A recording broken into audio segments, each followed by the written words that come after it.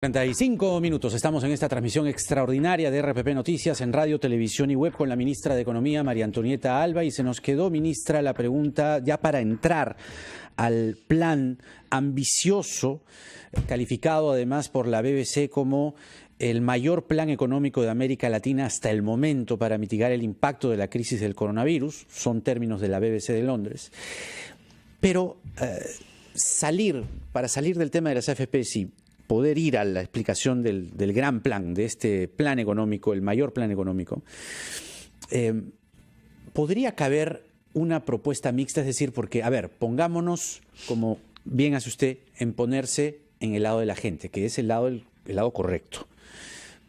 ¿Es posible estimar cuántos de los trabajadores no tienen empleo en este momento? Y que eso sí les caería, digamos, oportuno, porque sí se necesita liquidez, aunque no sé si necesariamente con 25%. Sí, vamos primero en este orden de ideas.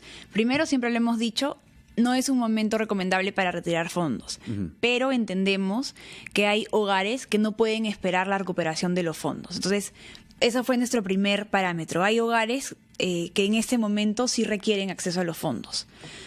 Segundo parámetro.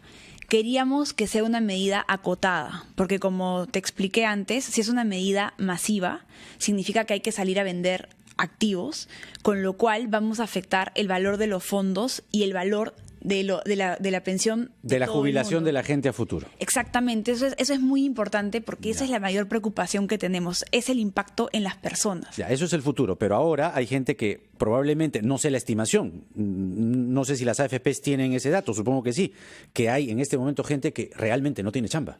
De acuerdo, entonces, ¿cuál fue la propuesta que hemos hecho? Y esto la hemos mejorado a partir de la ida que hemos tenido hoy al Congreso. Hemos identificado quiénes son las personas que no han hecho aportes en los últimos 6 meses, como una forma de aproximarnos a quienes podrían estar desempleados en los últimos 6 meses. Y ahí hemos... o sea, de 12 baja 6. De 12, que fue la primera propuesta, eso fue a partir de los comentarios que hicieron los congresistas, analizamos y hemos incorporado la propuesta. Hay más o menos 3 millones de afiliados, 3.770.000 afiliados que podrían entrar a retirar fondos. O sea, aquellos ya no que aportaron los últimos 12 meses, sino aquellos que aportaron los últimos, o no aportaron los últimos 6 meses. Esa es la propuesta corregida del gobierno. Y también tenemos que, de cierta manera, acotar los montos, porque si la hacemos masiva, como te dije antes, vamos a afectar por eso, la el 25% de todo el mundo. Entonces, por ejemplo, y ahí acá sí apelamos un poco a la solidaridad, ¿no?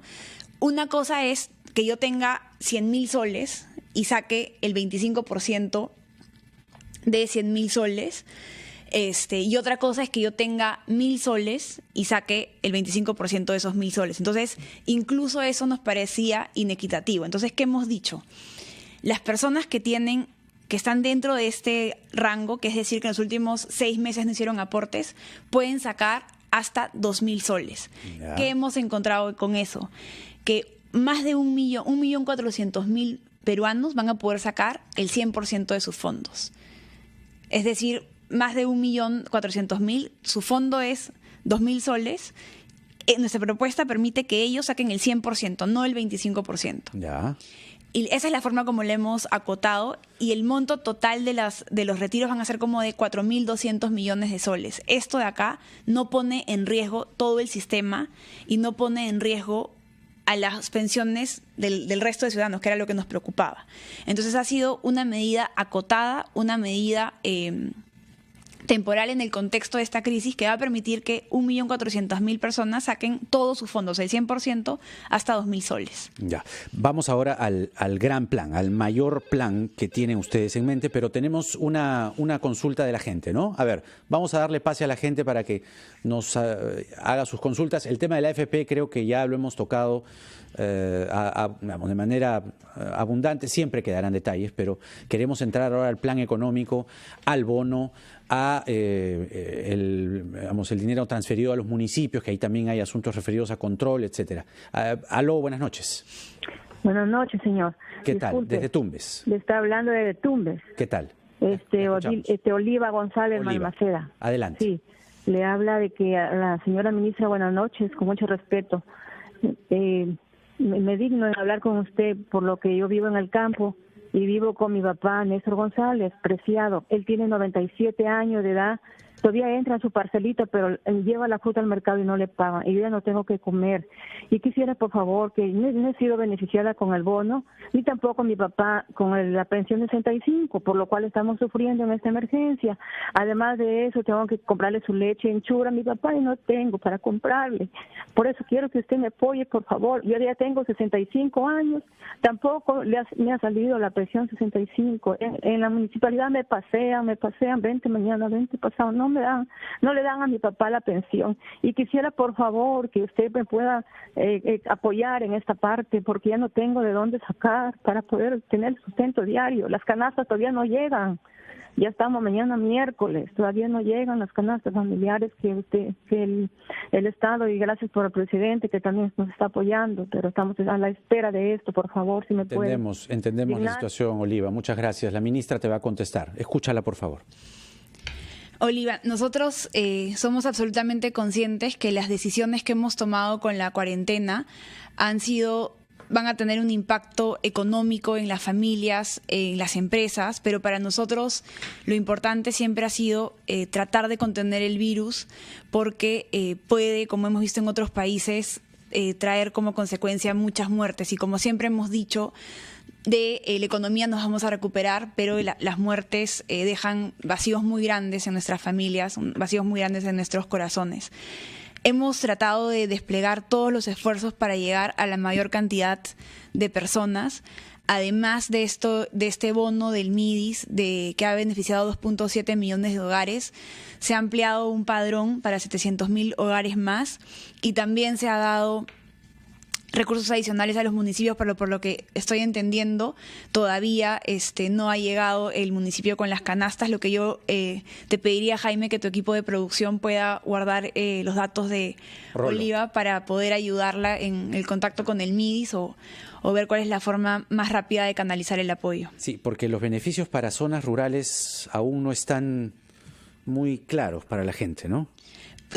Efectivamente son, lo que nos dice Oliva es que su papá no está en pensión 65, porque en zonas rurales tenemos juntos y pensión 65, y la otra forma queríamos tener más capilaridad ha sido con las canastas que van a comprar los municipios, pero por lo que estoy entendiendo de Oliva todavía no ha llegado, así que definitivamente vamos a tomar acción para poder darle celeridad a esto. Nos llama Raúl desde Arequipa.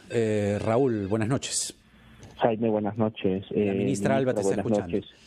Ministra, quisiera preguntarle, por favor, y si es tan amable de contestarme, las personas que están en la ONP, este dinero no ha sido mencionado ni por usted ni por el presidente. Usted sabe de que al no llegar, como ya lo dijo, a los 20 años, no hay derecho de cobrar ese dinero, esa pensión.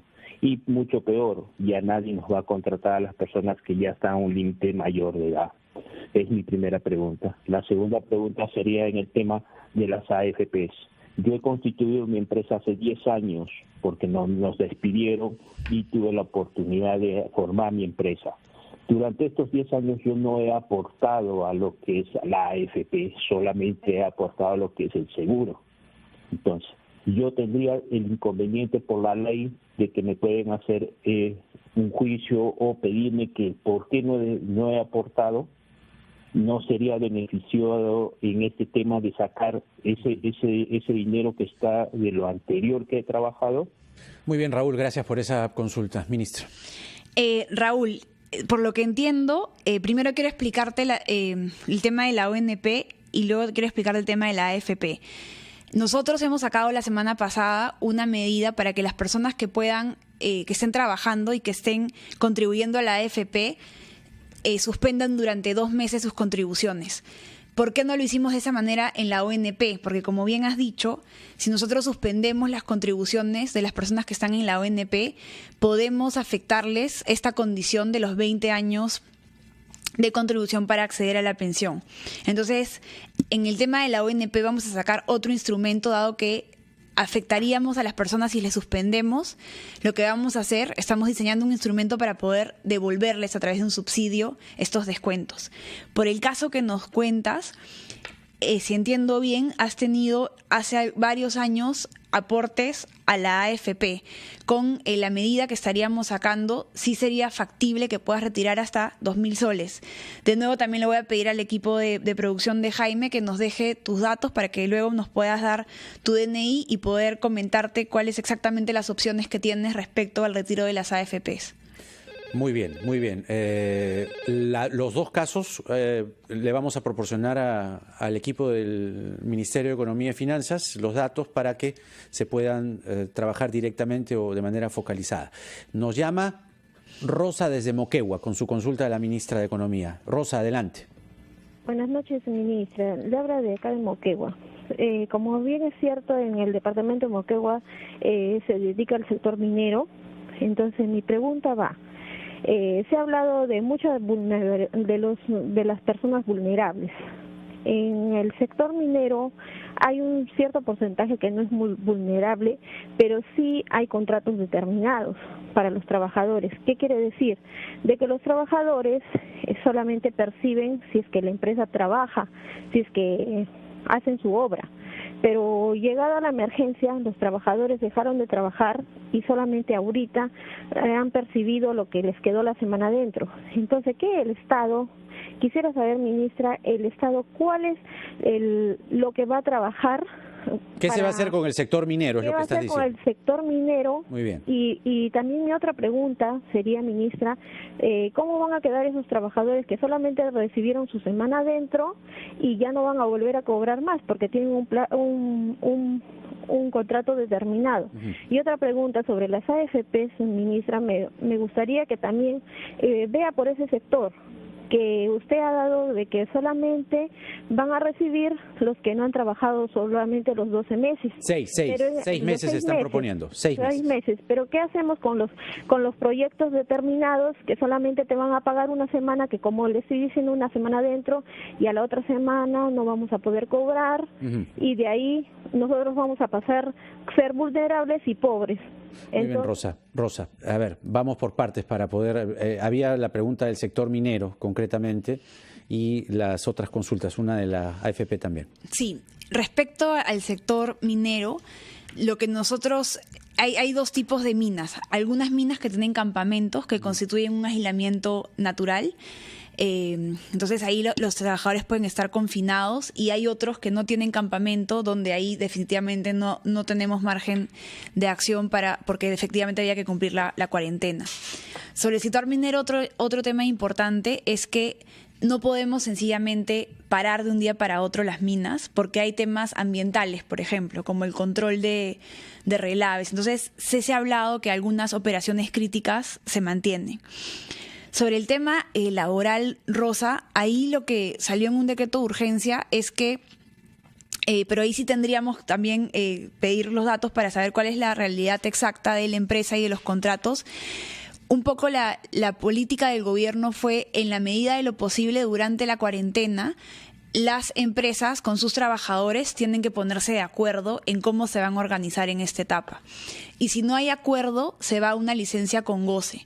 Ahí sí sería importante que nos des los datos específicos de cuál es la empresa, y que le voy a pedir también al equipo de producción para que el equipo del Ministerio de Trabajo pueda responder a tus dudas. Pero sí es importante que la primera línea fue acuerdo entre los trabajadores y las empresas, porque como comprenderán, en el momento que se tomó la decisión no se tenía toda la información necesaria. Entonces lo que dijimos es que haya acuerdo, o si no, licencia con goce. Muy bien, tenemos unos minutos más. Estamos recibiendo también consultas a través de mis redes sociales en Twitter e Instagram, @Jaime Chincha, y también en los teléfonos 212-4100, 212-7165, y también las explicaciones respecto a cómo se apuntala este 12% del PBI, un plan ambicioso, un plan enorme, que tiene fases como por ejemplo el bono, como por ejemplo la entrega de dinero, la transferencia a los municipios y otras medidas más. Regresamos.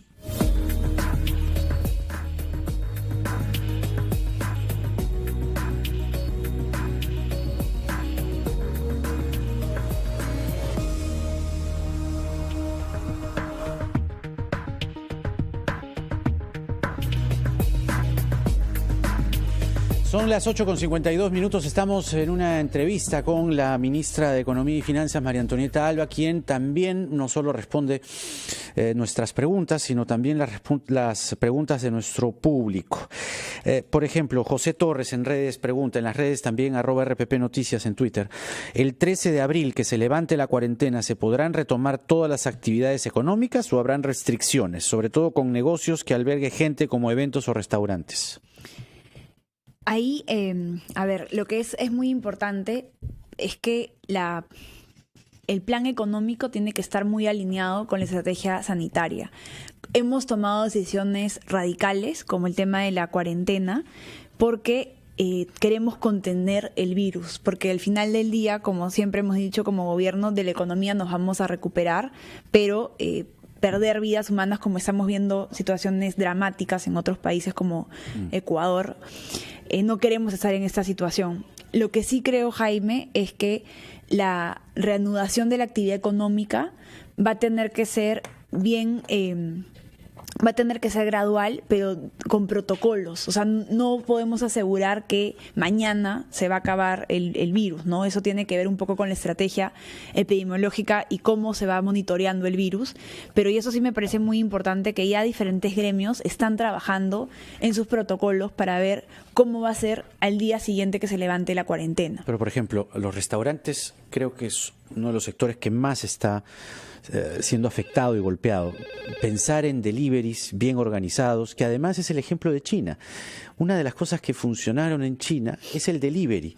¿Por qué? Porque la gente salía menos de la casa, compraba la comida, ya no tenía por qué ir al supermercado, a los mercados, etcétera, etcétera. ¿Se está pensando eso? Sí, pero ahí es importante que muchas de las decisiones que se toman siempre es según la estrategia epidemiológica. Entonces, la forma como nos vamos recuperando o volviendo a la normalidad va a depender muchísimo de cómo veamos la evolución del virus. Pero como dices, creo que sí es posible en algunas actividades económicas ir viendo cómo en adelante, ¿no? Cuando termine la cuarentena, cómo se está desarrollando el virus y qué protocolos, qué medidas de seguridad sanitaria se pueden tomar. Elida desde Cajamarca tiene una consulta para la ministra Alba. Elida, buenas noches. Buenas noches, Jaime. ¿Qué tal? Le hago la pregunta a la ministra de Economía respecto al reparto de canastas, como también al bonus. Estoy hablando de Cajamarca, del distrito, de la provincia de Contumasá, distrito Tantarica-Catán, caserío El Salitre. Mire, este pueblito es categorizado como extrema pobreza, pero acá hay un problema con el alcalde, que es Gilberto Merino Concepción.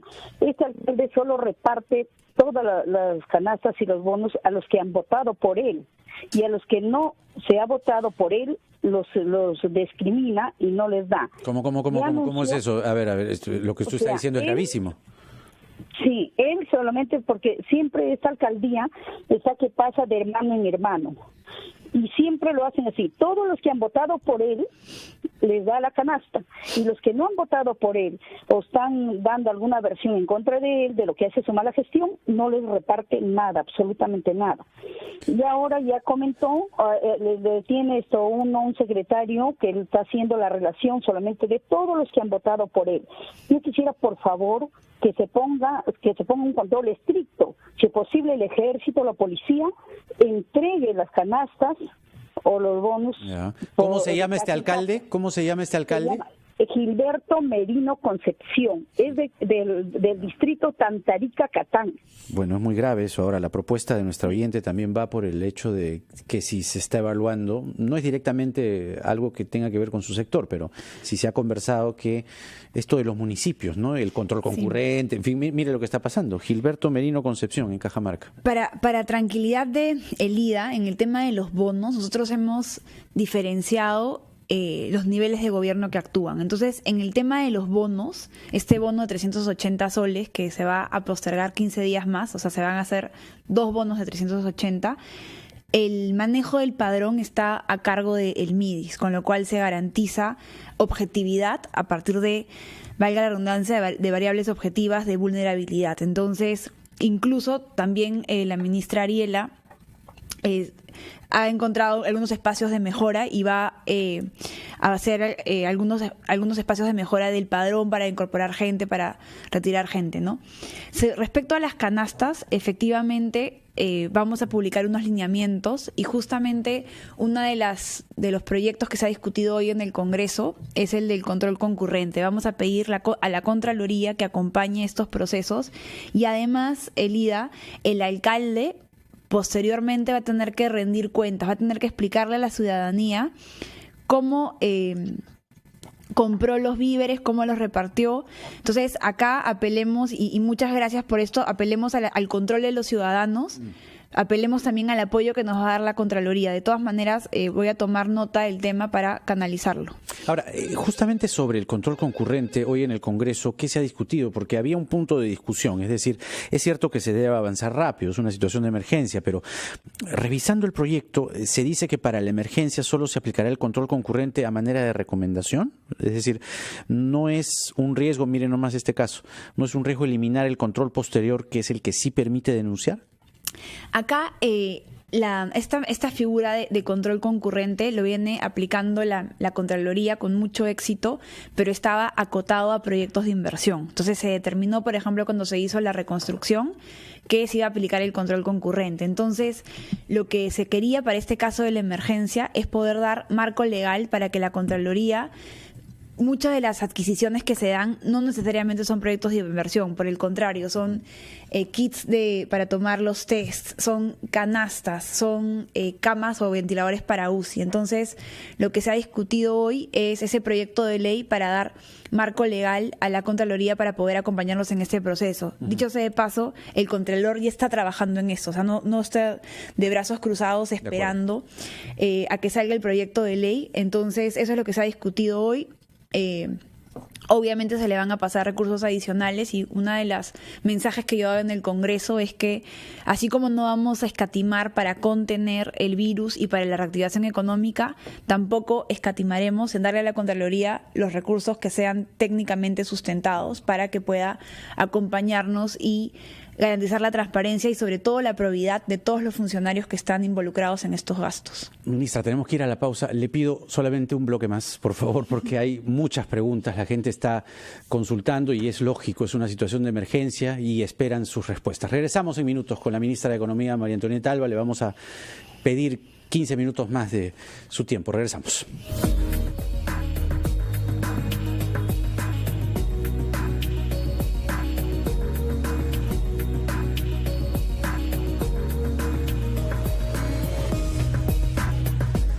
De la noche con 6 minutos estamos en esta transmisión extraordinaria de RPP Noticias en sus plataformas de radio, televisión y web. Nos acompaña la ministra de Economía, María Antonieta Alba. Se están haciendo anuncios muy importantes esta noche y uno que quedó pendiente, ministra, además de entrar ya a fondo a lo que significa este paquete de medidas económicas.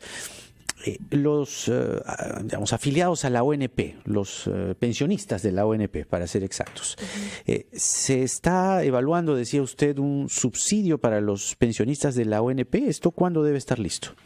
No, para ser precisa, es un subsidio a los aportantes a la ONP. A los aportantes, sí. ¿Por qué? La semana pasada suspendimos durante 2 meses el aporte de las personas a la AFP para darle más liquidez, aproximadamente 10% más, porque esos 2 meses, en vez de meter la plata a la AFP, me la quedo en el bolsillo. Ya. No lo pudimos hacer con la ONP. ¿Por qué? Porque las reglas de la ONP determinan que yo tengo que tener durante 20 años aportes para acceder a la pensión. Si nosotros... Eso debería ser parte de una reforma, ¿no? Porque eso de 19 años, 11 meses y no recibo nada... De acuerdo, totalmente, pero mientras que trabajamos en esa reforma, que dicho sea de paso ya tenemos una propuesta inicial, no queríamos, si nosotros tomábamos la decisión de suspender durante 2 meses sus aportes a la ONP, les íbamos a afectar esta contabilidad. Por eso es que estamos haciendo la ruta por otro lado y la idea es darles de nuevo lo que ya se les ha descontado, es poder recompensarse. Y esa es la ruta en la que estamos trabajando, que va a requerir un decreto de urgencia. A ver, nos consulta Inés desde Lima, preguntas para la ministra María Antonieta Alba. Por favor, la pregunta corta para que la respuesta sea puntual. Inés, buenas noches. Buenas noches, señor Jaime. Señora ministra, buenas noches. Bueno. Yo quería decirle de que en el año 2011 me pasé a la ONP, estaba yo en la AFP, y al momento que me pasé me transfirieron, yo tenía un aporte de 25.100 soles que pasó a la ONP. Entonces, como ha habido muchos trabajadores que han recibido 14.000, 15.000 soles que las AFPs, por decreto ley, disculpe, no recuerdo qué número, han dado a todos los aportantes de las AFPs esas cantidades, y a nosotros no nos dieron nada, simplemente que nos pasaron a la ONP, y cuando yo fui a reclamar que me den una cantidad como les han dado a mis demás compañeros en aquel entonces, me dijeron que no me corresponde, es para todos los pensionistas. Yo tengo documentos donde me pasaron a la ONP con 25.100 soles. Señora ministra, yo estoy por la ley, por el régimen de la ley 19.990. Nosotros de la 19.990 no llegamos ni a 500 soles en nuestro sueldo, nuestra pensión. Prácticamente ya recibimos 480 porque 20 soles nos descuentan para nuestro seguro. Uh-huh. Entonces, nosotros somos mayores de edad, especialmente yo soy una persona enferma. Inés, con todo cariño, ¿cuál es tu consulta puntual, por favor? Quisiera saber si nos pueden devolver o darnos algo de ese dinero que ha sido mi dinero que me han descontado durante 34 años de servicio. Uh-huh. Quisiera saber si me pueden dar tanto a mí como a mis demás excompañeros. Muy bien, por favor. Muy bien. Gracias, Inés. Queremos que nos ayuden porque la pensión es irrisoria. Sí, está bien. Entendimos, Inés. La ministra te responde. Inés, en el caso del sistema de pensiones tenemos dos tipos, ¿no? El de la cuenta individualizada, que es el caso de las AFPs, y en el caso de la ONP es un sistema de reparto. En el caso de la AFP, yo tengo, digamos, mi cuenta con mi nombre y apellido, y ahí es donde se mete la plata todos los meses, y ese fondo, esa cuenta es mía. En el caso de la ONP, es un sistema de reparto donde las personas que están trabajando se les descuenta y están pagando las pensiones de las personas jubiladas. Entonces, esta trazabilidad tan exacta no la hay, sencillamente es la plata de todo un fondo.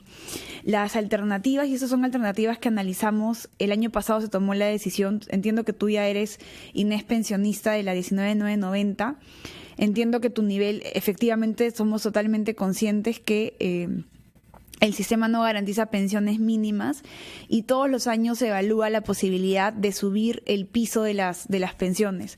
No quisiera prometerte nada porque la situación económica de los próximos meses va a requerir que como país hagamos muchos esfuerzos para la reactivación económica, pero para responder a tu pregunta específica, no existe ahora marco legal para hacer estas devoluciones. La ruta que tenemos contigo es evaluar de manera universal un incremento de los pisos de pensiones. Pero se podría evaluar una reforma en este anuncio de las grandes reformas en el sistema de pensiones. El gran tema, Jaime, es que nuestro sistema de pensiones no garantiza pensiones mínimas y tiene una cobertura muy baja. Eso es muy, muy grave, la verdad. Y digamos, suena terrible. Ahora, el contralor Nelson Schack, en declaraciones recientes, ha dicho que se debe garantizar la aplicación tanto del control concurrente como el control posterior, donde estaba la discusión, a los gastos de la emergencia sanitaria.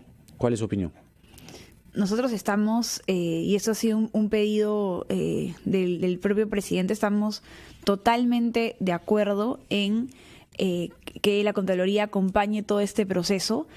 Como dije, la respuesta de la política fiscal no tiene precedentes, hay un gran componente de gasto público y ahí requerimos el control y el acompañamiento de la Contraloría. No queremos, sería un despropósito que con todos estos esfuerzos que estamos haciendo como país, hay espacio para la corrupción en estos procesos. ¿Pero el control posterior es algo que ustedes estarían de acuerdo a que se incluya en el proyecto? o sea, ese control, lo ideal es que nos acompañen, que son un poco los pedidos que ha pedido el presidente. Y siempre todos los funcionarios públicos estamos sujetos a que nos... Pero que esté incluido en la norma. Lo que más nos interesa es que nos acompañen desde ahora porque estamos tomando decisiones muy grandes. Muy bien, muy bien. Pedro desde el Callao con lamentablemente la última llamada, pero así es el tiempo. Pedro, te escucha la ministra Alba. Sí, buenas noches. Antes de todo, agradecerte mucho, señor Jaime, y a Radio Programas y antemano a la ministra. Un favor, una consulta, ministra, me tiene muy preocupado. Yo tengo 64 años, el próximo año me toca jubilarme. Yo soy una SPX, no se dice el nombre, ¿no? 83.355 soles en el mes de febrero. Y la AFP me manda mi estado de cuenta en marzo, que me había descontado 468, me quedaban 88.886. Pero el mismo mes de marzo me mandan otro estado de cuenta que me están descontando 10.000 soles más los 468.89. En este caso ha bajado a 79.886 lo que me corresponde ahora. Y yo no sé, mi pregunta es ¿por qué demasiados esos 10.000 soles si ya me había mandado un estado de cuenta que eran 400? Se refiere a su fondo, ¿verdad? Sí. Ya, muy bien. La ministra tiene una respuesta que es algo que hemos hablado ya hace un momento. A ver, lo que sí es importante que todos los ciudadanos sepan, y tú también, Pedro, es que conforme el sistema de pensiones tiene 4 tipos de fondos. Los fondos que nos ofrecen más rentabilidad son los fondos con más riesgo, pero se estima que las personas que están en este fondo más riesgoso tienen más o menos 45 años. ¿Y cuál es el concepto general? Que conforme nos acercamos a la edad de jubilación, nos vamos pasando a fondos menos riesgosos. En el caso de las personas que tienen, cuando yo cumplo 60 años, me mandan al fondo 1 y a los 65 años al fondo 0. Es decir, conforme aumenta mi edad o me acerco más a la jubilación, el sistema trata de ponerme en fondos más seguros. ¿Pero me puedo cambiar antes? Lo que se puede hacer a los 60 años, que te pasan al fondo 1, puedes decidir ir al fondo 2. Uh-huh. Entendería que Pedro, y por eso también luego nos deja los datos, entendería que Pedro debería estar en el fondo 1 o quizás él decidió irse al fondo 2, pero definitivamente vamos a revisar el caso. Como ministra de Economía y Finanzas no tengo necesariamente alguna incidencia en estos temas, pero definitivamente puedo canalizarlo. Ahora, ministra, finalmente, ¿cuál va a ser la incidencia que la gente pueda percibir, recibir? Ya algunos ya están recibiendo, se ha informado una cantidad de peruanos que ya están recibiendo el bono, pero esta nota de la BBC hablaba de un plan muy ambicioso, riesgoso y equiparable con Dinamarca. ¿De cuánto tiempo estamos hablando y cuánta espalda tenemos? Y sobre todo, ¿cuál es el éxito que usted puede asegurar que va a tener este plan? El plan que implica 12 puntos del PBI. Sí, gracias por la pregunta. Estos 12 puntos del PBI tienen una serie de instrumentos. Una parte es el gasto público, que eso es lo que se computa directamente a nuestro déficit fiscal. Hay otras partes de alivio tributario, es decir, de impuestos que se postergan o impuestos o algunos beneficios que se dan. Y uno de la parte más ambiciosa, que son 4 puntos del PBI, o sea, 4 puntos de este plan, uh-huh, es este instrumento que estamos sacando con el Banco Central. Para nosotros es muy importante que en este proceso no se rompa la famosa cadena de pagos, ¿no? La cadena de pagos es lo que, al final del día, lo que queremos, que las empresas estén vivas porque las empresas dan empleo. Al final del día es siempre el ciudadano. Entonces, esto yo lo he explicado antes, imagínate que yo tengo un taller de costura y hago vestidos, ¿ya? Cuando este mes que y tú, Jaime, tú me vendes telas para los vestidos, sí, pero tú tienes un puesto en Gamarra, tú tienes que pagar el alquiler a Pedro de tu puesto. Uh-huh. En el mes que yo tengo mi taller de costurero cerrada, yo no tengo forma de pagarte a ti por las telas que me vendiste y tú no le puedes pagar al dueño del local de Gamarra que te alquila el local. Entonces, la cuarentena está determinando que algunas empresas no tengan ingresos y porque no tienen ingresos no van a poder pagar a sus proveedores. ¿Dónde entran ustedes? Y acá es donde entra este gran paquete, que es un paquete donde el Banco Central da la liquidez y el Tesoro garantiza los préstamos que van a dar las entidades bancarias. Como la actividad económica se ha desacelerado, va a haber algún riesgo en los bancos, en las entidades financieras a prestar plata. Entonces, ¿qué hacemos? Viene el Tesoro Público y te da una garantía. Lo que queremos es que la plata fluya rápido. Recordemos que todos son negocios viables, mi taller de costureros funcionaba perfectamente antes de la epidemia, solamente he recibido un shock temporal. Y lo que queremos hacer con este paquete es darte los recursos para que puedas pagar la planilla, para que puedas pagar los gastos operativos. Para nosotros es muy importante que se preserve el empleo en esta fase. De la mano con este plan ambicioso de 4 puntos del PBI, que es una garantía. Esto no nos va a costar necesariamente, nos va a costar si es que alguien no paga y vamos a tener que nosotros salir a dar los recursos. Pero quizás en temas estos de preservación del empleo, un instrumento muy interesante que estamos sacando es que vamos a subsidiar el 35% de la planilla de los trabajadores que ganan 1.500 soles. Uh-huh. En abril vamos a dar aproximadamente 600 millones de soles a las empresas para que paguen casi la tercera parte de la planilla. Entonces, acá es muy importante, todos estos planes que tenemos ambiciosos son para contener la emergencia, darle soporte a las familias, pero también necesitamos que la economía no se pare. Uh-huh. Y ahí estamos desarrollando los subsidios, el programa con el Banco Central. Lo más importante para nosotros es preservar el empleo.